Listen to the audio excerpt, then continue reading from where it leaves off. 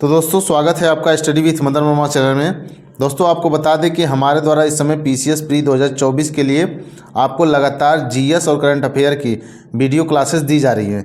अगर आप अपनी तैयारी को और अधिक मजबूत और बेहतर बनाना चाहते हैं तो आप हमारे इन दोनों प्लेलिस्टों को इस वीडियो के डिस्क्रिप्शन में जाकर चेक कर सकते हैं। तो चलिए दोस्तों बिना समय गंवाए शुरू करते हैं आज का वीडियो। तो दोस्तों ये भारतीय राज्य व्यवस्था एवं शासन में ये आज इसका तीसरा पार्ट है। इससे पहले मैंने 2 पार्ट ऑलरेडी अपलोड कर दिए हैं। यदि आप लोगों ने उन दोनों वीडियो को नहीं देखा है तो आप जाकर उन दोनों वीडियो को पहले देख लीजिए, ताकि आपकी तैयारी जो हो इस भारतीय राज्य व्यवस्था एवं शासन की वो क्रमशः हो। ठीक है, आपको अपना जो क्वेश्चन है उसे लिंक करने में आसानी हो। ठीक है, चलिए देख लेते हैं। पहला प्रश्न है, राष्ट्रपति मनोनीत कर सकता है। ठीक है, तो राष्ट्रपति मनोनीत कर सकता है कि राज्यसभा में 10 सदस्य, या राज्यसभा में 2 सदस्य, या राज्यसभा में 15 सदस्य, या फिर राज्यसभा में 12 सदस्य। तो इसका सही आंसर क्या हो जाएगा? इसका सही आंसर हो जाएगा डी, राज्यसभा में 12 सदस्य को। राज्यसभा में 12 सदस्यों को राष्ट्रपति मनोनीत कर सकता है। ठीक है, चलिए आइए इसकी थोड़ी सी व्याख्या देख लेते हैं। देखिए दिया है कि अनुच्छेद 80 के अनुसार राष्ट्रपति द्वारा राज्यसभा में 12 ऐसे सदस्य मनोनीत किए जाते हैं जिन्हें साहित्य, विज्ञान, कला और समाज सेवा के क्षेत्र में विशेष ज्ञान एवं व्यवहारिक अनुभव प्राप्त हो। ठीक है, तो राष्ट्रपति अनुच्छेद 80 के तहत 12 सदस्यों को मनोनीत करता है और इनको किन क्षेत्रों में नॉलेज होना चाहिए? तो वह है साहित्य में, विज्ञान में, या फिर कला में, या फिर समाज सेवा के क्षेत्र में इनको विशेष ज्ञान या फिर व्यवहारिक अनुभव हो। ठीक है, चलिए तो आइए देख लेते हैं अगला प्रश्न। अगला प्रश्न है, भारत की संसद को कानून बनाने की शक्ति निम्नलिखित के लिए प्राप्त है। ठीक है, तो नीचे कुछ तथ्य दिए गए हैं, इनको देख लेते हैं। तो देखिए पहला है भारत का संघ, दूसरा है भारत का प्रदेश या उपप्रदेश, डोमिनियन जिसको कहते हैं, तीसरा है विश्व में कहीं भी रहने वाले भारतीय नागरिक एवं उनकी संपत्ति के बारे में। ठीक है, तो इनका सही आंसर देख लेते हैं कि इसमें सही आंसर क्या हो जाएगा। तो देखिए यहाँ पर सही आंसर जो दिया गया है वह है डी। ठीक है, डी यानी 1, 2, 3 ये तीनों तथ्य सही दिए गए हैं। ठीक है, जो ये तीनों तथ्य दिए गए हैं तो भारत की संसद इन तीनों पर कानून बना सकती है, भारत के संघ पर भी, भारत के प्रदेश पर भी, और विश्व में कहीं भी रहने वाले भारतीय नागरिक एवं उनकी संपत्ति पर भी। ठीक है, चलिए अगला प्रश्न है कि निम्नलिखित में से किस एक सदन का अध्यक्ष एक गैर सदस्य होता है? ठीक है, इनमें से किस सदन का अध्यक्ष जो होता है वह एक गैर सदस्य होता है? तो इसमें सही आंसर क्या हो जाएगा? इसमें से सही आंसर इसका हो जाएगा आपका सी, यानी राज्यसभा का। जो राज्यसभा के अध्यक्ष होते हैं, आपको पता होगा कि राज्यसभा के अध्यक्ष कौन होते हैं, तो वो होते हैं उपराष्ट्रपति। उपराष्ट्रपति राज्यसभा के सदस्य नहीं होते हैं। ठीक है, लेकिन उनके पास वो योग्यताएं होनी चाहिए जो कि एक राज्यसभा के सदस्य के बनने के लिए ज़रूरी है। ठीक है, चलिए इसकी थोड़ी सी व्याख्या देख लेते हैं। देखिए दिया है कि राज्यसभा का पदेन अध्यक्ष उपराष्ट्रपति होता है और वह राज्यसभा का सदस्य नहीं होता है। ठीक है, उपराष्ट्रपति इनका पदेन अध्यक्ष होता है राज्यसभा का, लेकिन वह राज्यसभा का सदस्य नहीं होता है। ठीक है, परंतु उसका निर्वाचन संसद के दोनों सदनों के सदस्यों द्वारा होता है। संविधान के अनुच्छेद 89(1) एवं अनुच्छेद 64 के अनुसार वह राज्यसभा का पदेन सभापति होता है। ठीक है, चलिए अगला प्रश्न है कि राज्यसभा के चुनाव के लिए अपेक्षित न्यूनतम आयु है। तो राज्यसभा के चुनाव के लिए अपेक्षित न्यूनतम आयु कितनी है? तो ये है 30 वर्ष। ठीक है, राज्यसभा के चुनाव के लिए न्यूनतम आयु जो होनी चाहिए वह होनी चाहिए 30 वर्ष। ठीक, चलिए प्रश्न है राज्यसभा का अध्यक्ष। तो राज्यसभा का अध्यक्ष कौन होता है? तो देखिए यहाँ पर दिया है कि राष्ट्रपति द्वारा नियुक्त किया जाता है, संसद द्वारा चयनित होता है, उपराष्ट्रपति पदेन अध्यक्ष होता है, या राज्य परिषद के सदस्यों द्वारा चुना जाता है। तो इसमें सही आंसर क्या हो जाएगा? इसका सही आंसर हो जाएगा सी, उपराष्ट्रपति पदेन अध्यक्ष होता है। ठीक है, जो राज्यसभा का सभापति होता है वह उपराष्ट्रपति होता है और वह राज्यसभा का पदेन अध्यक्ष होता है। ठीक है, चलिए अगला प्रश्न दिया गया है कथन एवं कारण से। तो कथन यहाँ पर देख लेते हैं। कथन यहाँ पर दिए गए हैं और यहाँ कारण दिया गया है। ठीक है, तो देखिए कथन क्या है? कथन है कि राज्यसभा का विघटन नहीं होता है। ठीक, ये कथन है। कारण क्या है? उसके यथासंभव यानी 1/3 सदस्य हर दूसरे वर्ष सेवानिवृत्त हो जाते हैं। तो ये उसका कारण दिया गया है। तो इसका सही आंसर क्या हो जाएगा दोस्तों?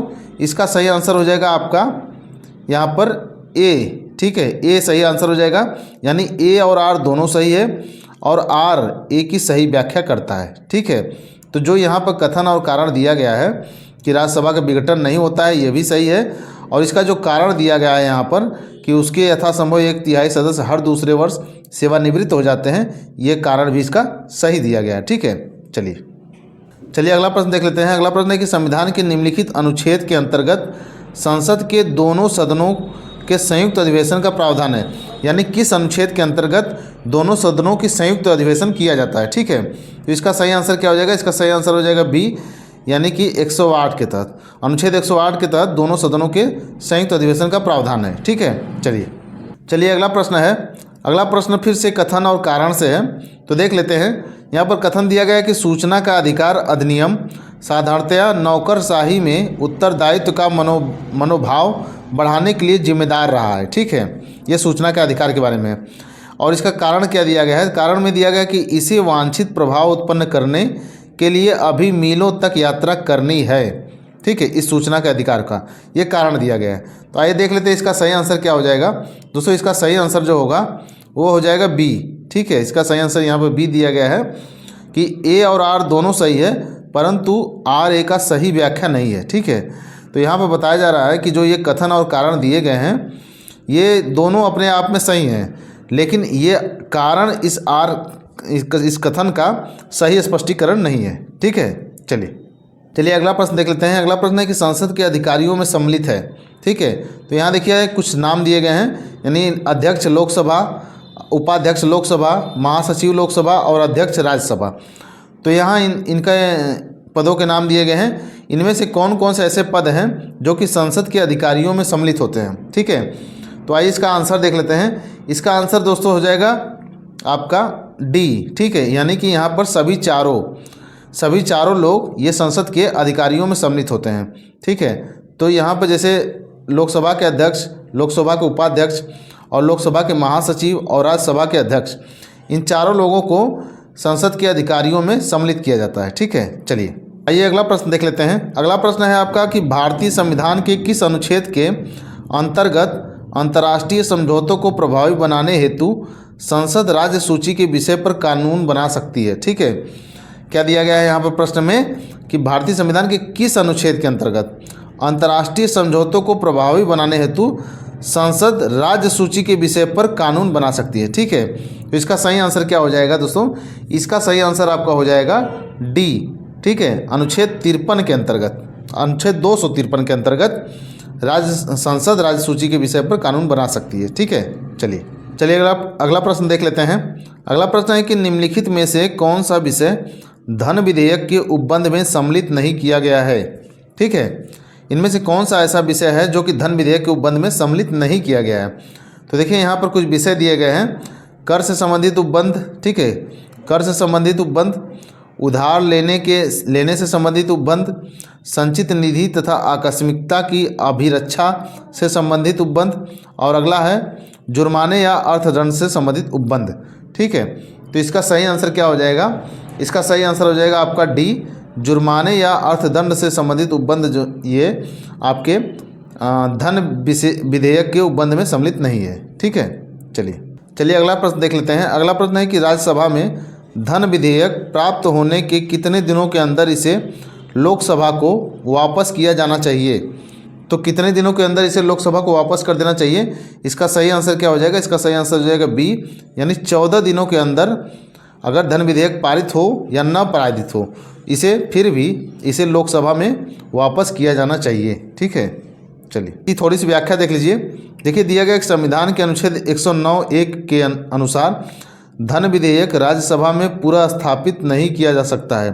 धन विधेयक लोकसभा द्वारा पारित किए जाने के पश्चात राज्यसभा को उसकी सिफारिशों के लिए पारित किया जाता है, जिसे राज्यसभा अधिकतम 14 दिनों तक ही रोक सकती है। ठीक है, चलिए अगला प्रश्न है यहाँ पर कि वित्त विधेयक को प्रस्तुत करने के विषय में निम्नलिखित में से कौन सा कथन सही है।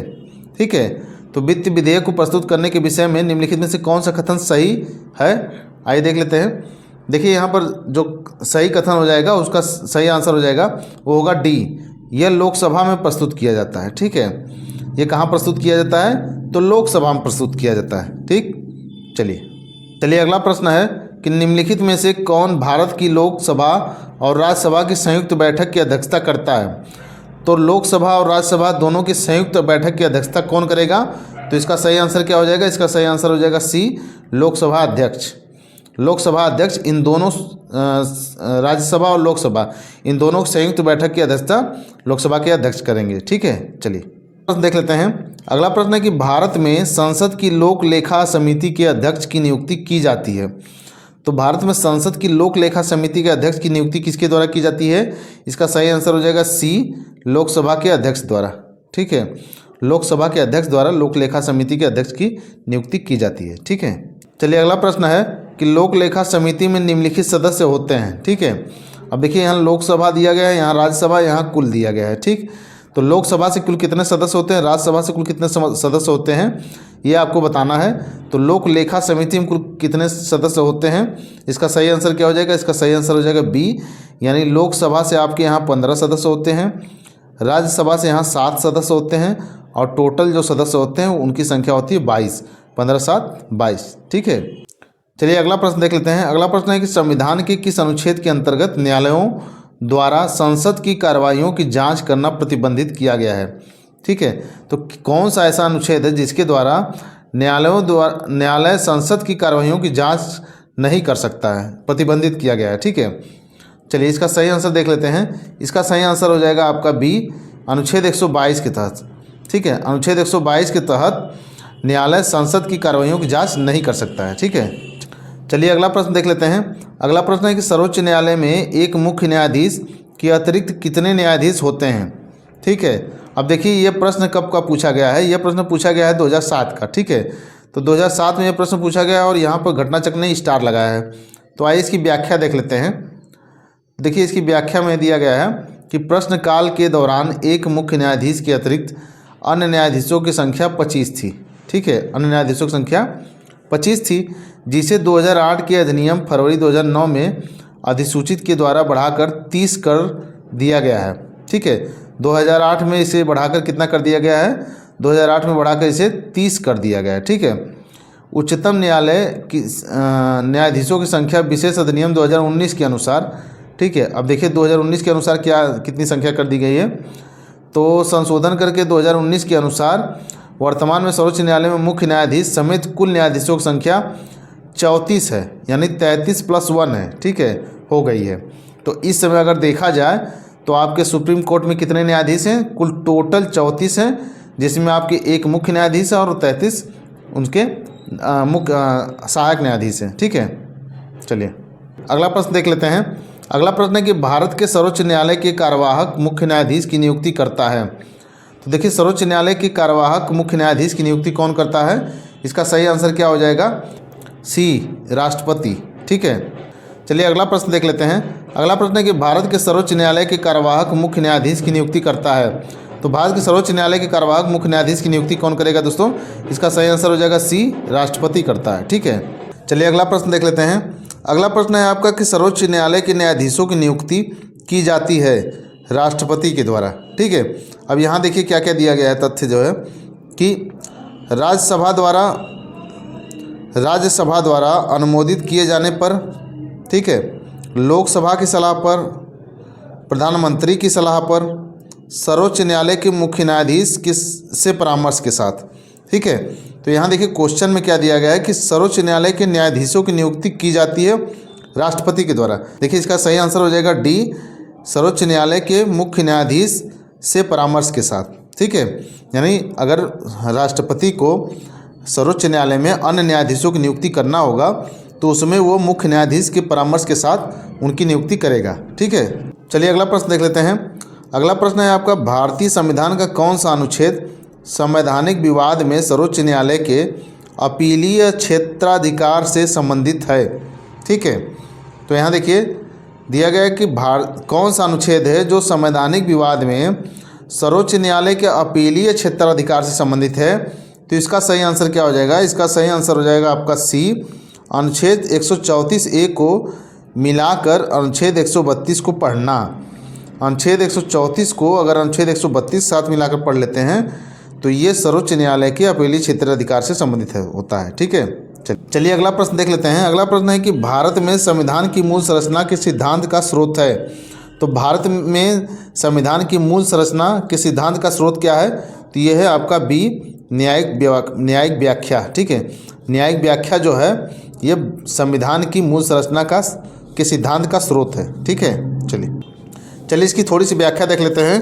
देखिए, व्याख्या में दिया गया है कि केशवानंद भारती बनाम भारत संघ के वाद में संविधान की मूल संरचना यानी उसके बुनियादी ढांचे के सिद्धांत की व्याख्या की गई है, जिसका अनुमोदन मिनर्वा मिल्स के वाद में भी किया गया। अतः स्पष्ट है कि उपयुक्त सिद्धांत का स्रोत न्यायिक व्याख्या है। ठीक है, चलिए अगला प्रश्न है आपका कि भारत में न्यायिक सक्रियता संबंधित है। तो भारत में न्यायिक सक्रियता किससे संबंधित है? इसका सही आंसर क्या हो जाएगा? इसका सही आंसर हो जाएगा बी, जनहित याचिका से। ठीक है, जनहित याचिका से न्यायिक सक्रियता संबंधित है। ठीक है, चलिए अगला प्रश्न देख लेते हैं। अगला प्रश्न है कि संविधान के मसौदे में निर्वाचित राज्यपालों के प्रावधानों की मूल योजना को छोड़ दिया गया था, क्योंकि यहाँ पर कुछ तथ्य दिए गए हैं। देखिए, पहला तथ्य है कि इसका तात्पर्य होता है एक दूसरा निर्वाचन। दूसरा तथ्य दिया गया है कि निर्वाचन प्रमुख राजनीतिक मुद्दों पर लड़ा जाता। ठीक है, तीसरा है आपका कि निर्वाचित राज्यपाल अपने को मुख्यमंत्री से बड़ा मानता। देखिए, चौथा तथ्य दिया गया है कि राज्यपाल को संसदीय प्रणाली के अधीन ही कार्य करना था। ठीक है, तो इसका सही आंसर क्या हो जाएगा? देखिए, इसका सही आंसर हो जाएगा आपका सी, 1, 3 और 4। ठीक है, तो यहाँ पर आपका 4 सही हो जाएगा, राज्यपाल को संसदीय प्रणाली के अधीन ही कार्य करना था। और यहाँ पर 1 सही हो जाएगा कि इसका तात्पर्य होता है एक दूसरा निर्वाचन। और यहाँ तीसरा सही हो जाएगा कि निर्वाचित राज्यपाल अपने को मुख्यमंत्री से बड़ा मानता है। ठीक है, चलिए अगला प्रश्न देख लेते हैं। अगला प्रश्न है कि किसी राज्य के राज्यपाल संविधान के निम्नलिखित में से किस अनुच्छेद के अंतर्गत विधानमंडल के अवकाश के दौरान अध्यादेश जारी कर सकते हैं। ठीक है, यानी कुल मिला जुला के यहाँ पर कर रहा है कि अगर जब आपका विधानमंडल आपके विधानमंडल में अवकाश चल रहा हो, ठीक है, तो उस समय राज्यपाल किस अनुच्छेद के अंतर्गत अध्यादेश जारी कर सकता है। ठीक है, तो इसका सही आंसर क्या हो जाएगा? इसका सही आंसर हो जाएगा आपका बी, अनुच्छेद 213 के तहत।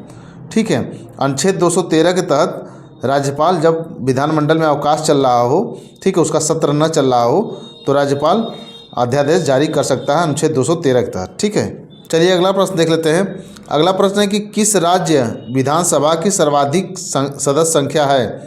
तो किस राज्य के विधानसभा की सर्वाधिक संख्या है? आपको पता ही होगा, डी। इसका सही आंसर हो जाएगा उत्तर प्रदेश। ठीक है, चलिए अगला प्रश्न देख लेते हैं। अगला प्रश्न है कि भारतीय संविधान के अनुच्छेद 170 के अनुसार किसी राज्य की विधानसभा के सदस्यों की न्यूनतम तथा अधिकतम संख्या क्रमशः हो सकती है।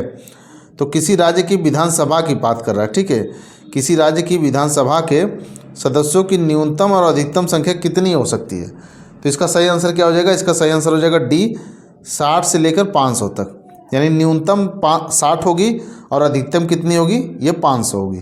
ठीक है, चलिए अगला प्रश्न देख लेते हैं। अगला प्रश्न है कि किसी राज्य के मुख्यमंत्री से संबंधित निम्नलिखित कथनों में से कौन सा एक सही नहीं है। ठीक है, तो मुख्यमंत्री से संबंधित कथन दिए गए हैं यहाँ नीचे, तो हमको देखना है कौन सा इसमें से ऐसा कथन है जो कि मुख्यमंत्री के संबंध में सही नहीं है। ठीक है, तो देखिए, पहला दिया गया कि मुख्यमंत्री राज्यपाल द्वारा नियुक्त किए जाते हैं। तो ये कथन सही है कि नहीं? तो ये सही है। ठीक है, बी है सामान्यतः मुख्यमंत्री मंत्रिपरिषद की बैठकों की अध्यक्षता करते हैं। तो यह कथन सही है कि नहीं? यह भी सही है आपका। ठीक है, आइए आगे देखते हैं। सी है कि राज्यपाल मुख्यमंत्री की सलाह पर अपने समस्त कृत्यों का प्रयोग करते हैं। तो देखिए, ये जो कथन दिया गया सी, यही गलत है। राज्यपाल मुख्यमंत्री की सलाह पर अपने समस्त कृत्यों का प्रयोग नहीं करते हैं। ठीक है, राज्यपाल स्वतंत्र होते हैं, है कि नहीं? तो ये गलत हो जाएगा। अगला है डी आपका कि मुख्यमंत्रियों की नियुक्ति राज्यपाल मुख्यमंत्री की सलाह पर करते हैं। ये कथन सही हो जाएगा। ठीक है, जो राज्यपाल हैं ये मंत्रियों की नियुक्ति मुख्यमंत्री की ही सलाह पर करते हैं। ठीक है, चलिए अगला प्रश्न देख लेते हैं। अगला प्रश्न है कि मुख्यमंत्री संबंधी निम्नलिखित कथनों में से कौन सा एक सही नहीं है। ठीक है, तो चलिए देख लेते हैं। पहला कथन है कि वह साधारणतः राज्यपाल द्वारा चयनित होता है। तो क्या वह राज्यपाल द्वारा चयनित होता है? इसका ए ही आपका गलत हो जाएगा। ठीक है, इसका सही आंसर क्या हो जाएगा? ए हो जाएगा। बाकी आगे जो कथन दिए गए हैं आप देख लीजिए। तो आगे जो कथन दिए गए हैं उसमें है कि वह राज्यपाल द्वारा औपचारिक नियुक्ति पाता है। तो ये सही है। वह विधानसभा में बहुमत दल के सदस्यों द्वारा चुना जाता है। तो ये भी सही है।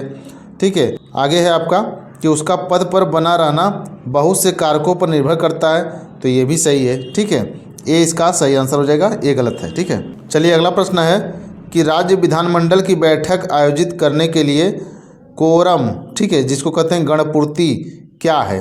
तो राज्य की विधानमंडल की बैठक आयोजित करने के लिए कोरम इसका क्या है, इसकी गणपूर्ति क्या है, कितने सदस्य होने चाहिए? तो आइए देख लेते हैं इसका सही आंसर क्या हो जाएगा। इसका सही आंसर हो जाएगा डी, 10 सदस्य या कुल सदस्य संख्या, कुल सदस्यता का 10वां हिस्सा जो भी अधिक हो। ठीक है, चलिए अगला प्रश्न है कि निम्नलिखित में से कौन एक राज्य की आकस्मिक निधि की स्थापना के लिए उत्तरदायी है? तो राज्य की आकस्मिक निधि की स्थापना के लिए उत्तरदायी कौन है इनमें से? इसका सही आंसर क्या हो जाएगा? इसका सही आंसर हो जाएगा आपका ए, किसी राज्य का विधानमंडल। ठीक है, किसी राज्य का विधानमंडल आपके राज्य की आकस्मिक निधि की स्थापना के लिए उत्तरदायी होता है। ठीक है, चलिए अगला प्रश्न देख लेते हैं। अगला प्रश्न है आपका कि धन विधेयक के अतिरिक्त एक विधेयक जो विधानसभा ने प्रथम बार पारित कर दिया हो, विधान परिषद में कितने माह तक पड़ा रह सकता है? ठीक है, तो देखिए दिया है कि धन विधेयक के अतिरिक्त की बात की जा रही है। धन विधेयक के अतिरिक्त कोई विधेयक हो जो कि विधानसभा ने प्रथम बार पारित कर दिया हो और विधान परिषद में कितने माह तक पड़ा रह सकता है, ये पूछ रहा है। विधानसभा यानी पारित कर दी है और विधान परिषद में वो प्रस्ताव गया है, वो विधेयक गया है, तो उसे कितने दिनों तक, कितने महीने तक विधान परिषद अपने पास रख सकती है। ठीक है, तो देखिए इसका यहाँ पर ऑप्शन 2 दिए गए हैं। इनमें यहाँ दिया गया कि 1 माह से अधिक तक नहीं, 2 माह से अधिक तक नहीं, यहाँ पर सी दिया गया है कि 3 माह से अधिक तक नहीं, और डी गया है उपरोक्त में से कोई नहीं। तो इसका सही आंसर क्या हो जाएगा? सी, 3 माह से अधिक तक नहीं। ठीक है, यानी कोई भी विधेयक जो कि लोकसभा विधानसभा से पारित होकर विधान परिषद में गया है, तो विधान परिषद उसे 3 माह से अधिक नहीं रख सकती है। ठीक है, चलिए अगला प्रश्न है आपका कि एक ऐसी याचिका जो न्यायपालिका द्वारा जारी की जाती है, ठीक है, तथा जिसमें कार्यपालिका से कहा जाता है कि वह ऐसा कार्य करे जो उसे प्रदत्त शक्तियों के अंतर्गत करना चाहिए था, उस रिट याचिका को कहा जाता है। यानी यहाँ पर उच्चतम न्यायालय, ठीक है, या उच्च न्यायालय कार्यपालिका को या रिट जारी करे कि वह अपने जो उसके कार्य हैं, जो उसकी शक्तियाँ हैं, जो उसे दायित्व दिए गए हैं, उन दायित्वों को वो करें, तो उसके लिए कौन सी रिट या कौन सी याचिका आपका जारी करती है। ठीक है, तो इसका सही आंसर क्या हो जाएगा? इसका सही आंसर हो जाएगा बी, जिसको मैंडमस कहा जाता है। क्या कहा जाता है इसको? मैंडमस, या इसको कहते हैं हम हिंदी में परमादेश। ठीक है, आइए इसकी व्याख्या देख लेते हैं। देखिए दिया गया है कि मैंडमस या परमादेश का आशय है हम आदेश देते हैं, इस याचिका द्वारा कार्यपालिका से उस कार्य को करने के लिए कहा जाता है जो उसे प्रदत्त शक्तियों के अंतर्गत करना चाहिए। ठीक है, चलिए अगला प्रश्न है आपका कि भारतीय संविधान के किस अनुच्छेद में केंद्र शासित प्रदेशों के लिए उच्च न्यायालय का प्रावधान है? तो किस अनुच्छेद के अंतर्गत केंद्र शासित प्रदेशों के लिए उच्च न्यायालय का प्रावधान किया गया है? तो इसका सही आंसर क्या हो जाएगा? इसका सही आंसर हो जाएगा आपका बी, अनुच्छेद 241 के तहत। ठीक है, अनुच्छेद 241 के तहत आपका केंद्र शासित प्रदेशों के लिए उच्च न्यायालय का प्रावधान किया गया है। ठीक है, चलिए अगला प्रश्न देख लेते हैं। अगला प्रश्न है कि भारत के संविधान की निम्नलिखित अनुसूची में 3 विधायी सूचियों का प्रावधान है। ठीक है, भारत के संविधान की निम्नलिखित अनुसूची में 3 विधायी सूचियों का प्रावधान है, वह कौन सी अनुसूची है? ठीक है, तो इसका सही आंसर क्या हो जाएगा? इसका सही आंसर हो जाएगा आपका बी, ठीक है, 7वीं अनुसूची में। ठीक, 7वीं अनुसूची में 3 विधायी सूचियों का प्रावधान किया गया है। चलिए अगला प्रश्न देख लेते हैं। अगला प्रश्न है कि कार्यकारी न्यायाधीशों की नियुक्ति की जाती है, तो कार्यकारी न्यायाधीशों की नियुक्ति किसके द्वारा की जाती है? इसका सही आंसर हो जाएगा आपका सी, उच्च न्यायालय। ठीक है, चलिए अगला प्रश्न देख लेते हैं। अगला प्रश्न है कि केंद्र तथा राज्यों के मध्य शक्तियों के वितरण के लिए भारत का संविधान 3 सूचियों को प्रस्तुत करता है। ठीक है, निम्न में से कौन से 2 अनुच्छेद शक्तियों के वितरण को विनियमित करते हैं? ठीक है, तो यहाँ देखिए नीचे कुछ अनुच्छेद दिए गए हैं, इनमें से कौन से 2 अनुच्छेद हैं जो कि राज्य और केंद्र की शक्तियों के मध्य शक्तियों का वितरण करते हैं? ठीक है, तो इसमें सही आंसर हो जाएगा इसका डी, अनुच्छेद 245, अनुच्छेद 246। ठीक है, अनुच्छेद 245 और 246 ये राज्य तथा केंद्रों के मध्य जो शक्तियाँ हैं उनको वितरित करता है। ठीक है, भारतीय संविधान के जो 12 अनुसूची दी गई है उसमें जो 7वीं अनुसूची है उसमें 3 सूचियाँ दी गई हैं। ठीक है, जिसमें कि संघ सूची, राज्य सूची और समवर्ती सूची दी गई है। यानी कि संघ सूची पर कौन कानून बनता है, तो केंद्र सरकार। राज्य सूची पर कौन कानून बनाता है, तो राज्य सरकार।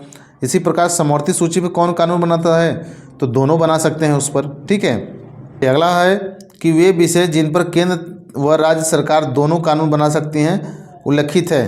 तो आपको पता होगा कि अभी मैंने बताया कि आपको कि सी, समवर्ती सूची पर राज्य और केंद्र सरकार दोनों कानून बना सकते हैं। ठीक है। जो समवर्ती सूची के विषय दिए गए हैं उस पर केंद्र सरकार भी कानून बना सकती है और उस पर राज्य सरकार भी कानून बना सकती है। ठीक है। चलिए अगला प्रश्न है कि निम्न करों में से कौन सा एक कर संघ द्वारा लगाया तथा वसूला जाता है किंतु संघ तथा राज्यों में बांटा जाता है। ठीक है। तो इसका सही आंसर क्या हो जाएगा, इसका सही आंसर हो जाएगा बी। ठीक है। कृषि आय के अतिरिक्त आय पर कर। कृषि आय के अतिरिक्त आय पर जो कर होता है उसे वसूला केंद्र सरकार द्वारा जाता है, लेकिन उसको बांटा संघ और राज्य दोनों में बांटा जाता है। ठीक है। चलिए अगला प्रश्न है कि भारतीय संविधान के किस भाग में केंद्र राज्य विधायी संबंध दिए गए हैं। केंद्र और राज्य विधायी संबंध किस भाग में दिए गए हैं, तो इसका सही आंसर हो जाएगा बी, भाग 11 में। ठीक है। भाग 11 में ये केंद्र राज्य विधायी संबंध दिए गए हैं। ठीक है। चलिए अगला प्रश्न है कि सरकारीय आयोग की सिफारिशों का संबंध है, यानी सरकारीय आयोग किसके संबंध में सिफारिश की थी, तो ये की थी आपका डी, केंद्र और राज्यों के पारस्परिक संबंध के बारे में। ठीक है। सरकारीय आयोग की जो सिफारिशें थीं वह केंद्र और राज्यों के पारस्परिक संबंध के बारे में थी। ठीक है। चलिए अगला प्रश्न है कि भारतीय संविधान के अनुच्छेद 352 के अनुसार राष्ट्रीय आपात की घोषणा निम्नलिखित में से किन परिस्थितियों में की जा सकती है। ठीक है। तो अनुच्छेद 352 के तहत राष्ट्रीय आपात की घोषणा किन परिस्थितियों में की जा सकती है। देखिए, पहला है कि संवैधानिक मशीनरी की विफलता, दूसरा है आक्रमण, तीसरा है आंतरिक अशांति, चौथा है युद्ध बाह्य आक्रमण तथा सशस्त्र विद्रोह। तो इसमें से सही आंसर क्या हो जाएगा, इसका सही आंसर हो जाएगा डी, यानी युद्ध की स्थिति में, बाह्य आक्रमण की स्थिति में और सशस्त्र विद्रोह की स्थिति में हम 352 के तहत राष्ट्रीय आपात की घोषणा कर सकते हैं। हम नहीं, मतलब राष्ट्रपति कर सकते हैं। ठीक है।